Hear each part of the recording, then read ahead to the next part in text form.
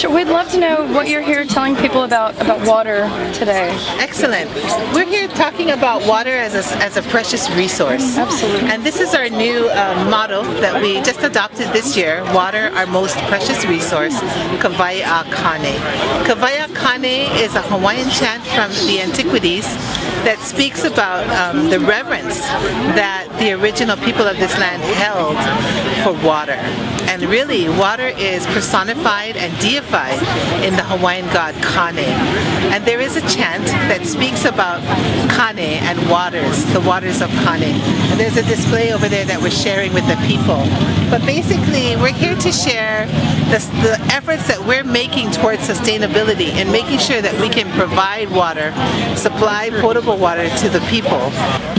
Okay, well, this is this booth is with USDA, Agricultural Research Service, and we've been involved for decades in fruit fly control. And recently, a lot of our technology that was developed for fruit fly control got applied to other countries, other places in the tropics. And so it was nice back in the year 2000, about 2000, that we got funded for an area-wide fruit fly control project. And with that, the focus was on Hawaii and applying technologies that had been developed for fruit fly control, applying it to Hawaii. Our job is to take care of the plant genetic resources for the U.S. National Plant Germplasm System.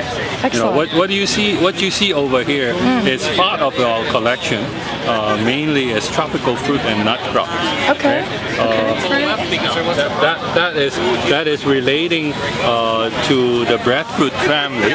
Jackfruit, breadfruit are closely related. They are both autocarpus and they grow in big trees. This is the famous durian. I've never tried it. Yeah. Well, the famous thing about durian is it tastes like heaven but smells like hell. Okay? You know, in the old days, the rumor was it's the best aphrodisiac in the world. Durian? Yeah. So he said durian is the best aphrodisiac in the world. Yeah.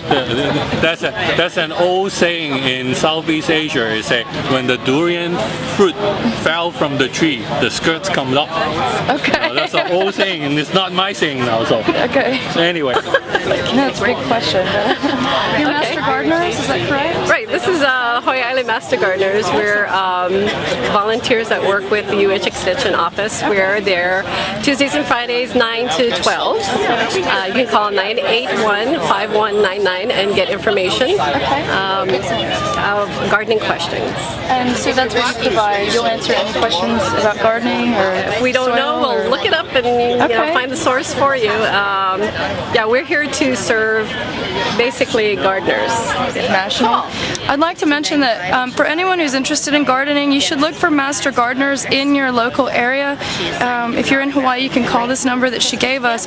But anywhere you are in the country, Florida or California or other states, a lot of states have Master Gardener programs, and these are people who really love gardening, and a lot of them are volunteers, and they're willing to answer questions for you and help you get started, or tell you how you can get your soil tested, or give you tips on different things that you can grow for your region, different times of the year. And it's really a wonderful resource. It's often a Master Gardener program which is affiliated with a local university.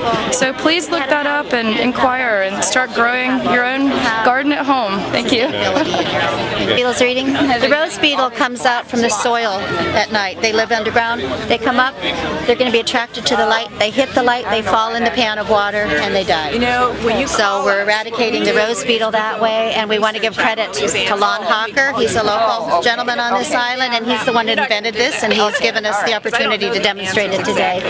We put this in our orchard, and now it looks like a fairy orchard, because at night the whole orchard is lit up by these, and then every couple days I take my pan and empty them out. So we're trying to get rid of the rose beetle on the island, because as you can see, it's definitely destroying our...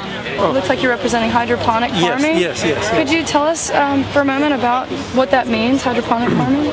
Okay, well actually hydroponic farming is actually water culture of plants. We're using water instead of the soil. Okay. And you know, for example, here we have watercress, which uses water, and there's water and fertilizer. Okay. And first of all, we take a foam. We've got a little net pot. We put potting mix in there. Okay. And then we seed the, we have little seeds there. There's 2 million seeds per pound here. Wow, that's incredible. And so we seed those in the pot. Okay. And we don't have to cover them or anything. In about 3 days they germinate. Okay. And we don't do anything. And a month later we're ready to harvest. Sounds good. You don't have to add a nutrient mixture? There is nutrients. We have to add nutrients in there. Okay. So water plus fertilizer is called nutrient solution. Okay. I'll show you what we're doing. This is a corn angel. She's got wings. They're pet chickens. They're good friendly chickens. Okay. I like this breed of chicken because they're more obsessed with nurturing chicks, hatching chicks, rather than fighting dominance. Okay. Most roosters will fight you because you feed them.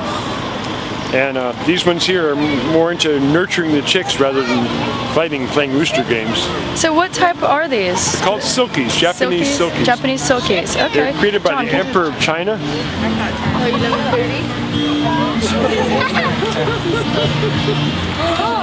We are doing a lot of things to cut down their greenhouse gases, no question about it. And in particular, Hawaii Volcanoes National Park has really kind of been in the forefront of this push that we're doing. Just to mention online, we're happy to. This will be a YouTube documentary and also public access.